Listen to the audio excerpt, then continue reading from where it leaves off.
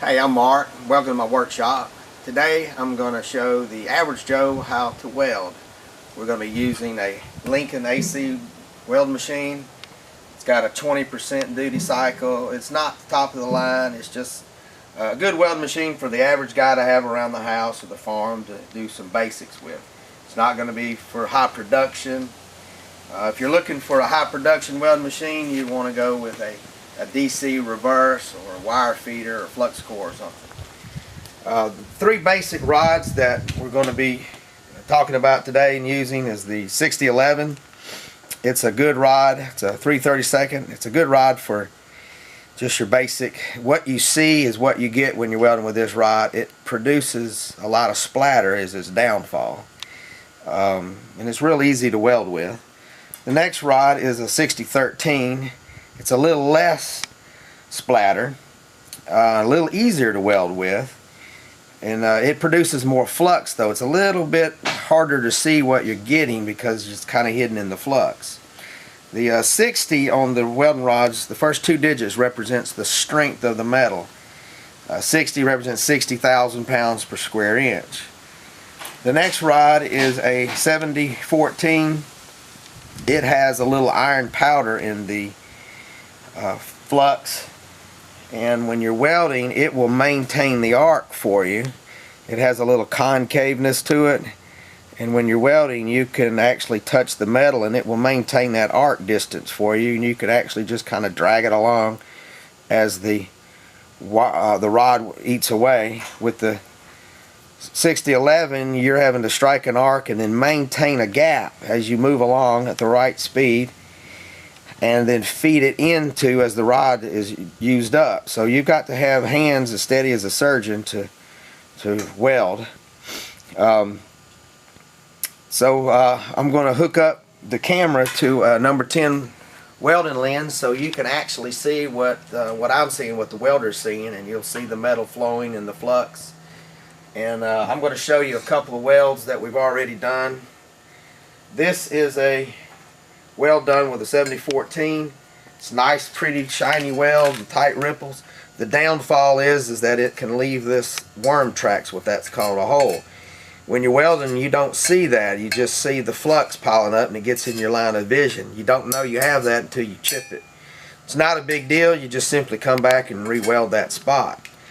Again, this rod's real easy for the average guy to try to learn with. This one's done with 6013. And you kind of jack it in and out so you don't get the metal too hot. You can see the little ripples, nice, pretty, no undercut. The flux flakes off real easy. This is done with a 6011.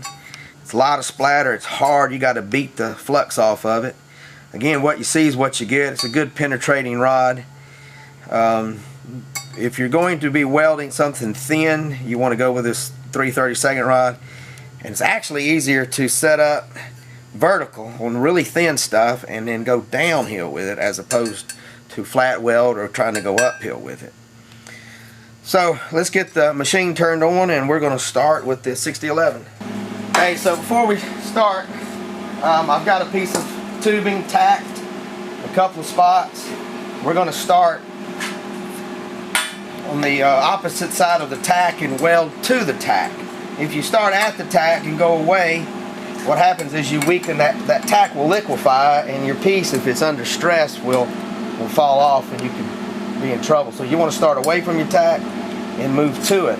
Also, the metal will draw once it cools off. It will want to, what you have nice and square, 1 minute you weld it and it's going to be crooked. So that's why you want to put some tacks on it. And sometimes we'll take a scrap piece of metal if we're welding something that's bigger, and you can tack it from another spot over to another to hold it in place while you're welding. So we're going to start with a 6013 on this first try. We're going to weld right across here and let you look through the lens and see what we're seeing.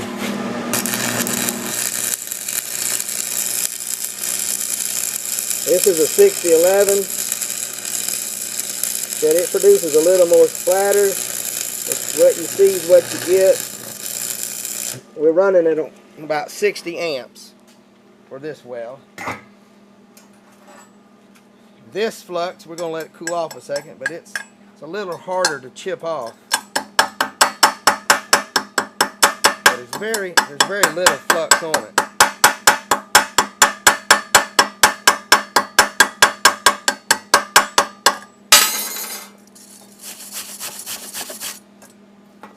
You can see the weld, the ripples. It's not undercut, and the flux that's still there. Now we're going to go with the 6013. Jacking it back and forth so I don't blow through. Move out of the way, let it cool off, solidify, and then come back.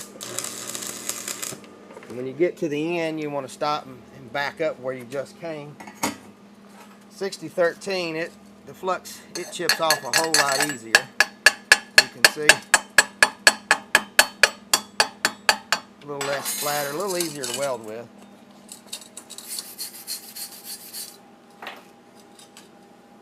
And next we'll go with the 7014. This is the 7014. You can see how the flux can kind of get in your way.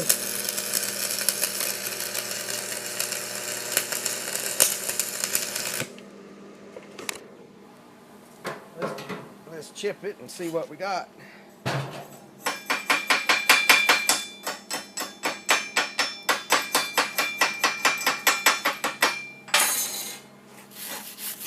That's probably the easiest of the rods to strike an arc and maintain if you don't have steady hands.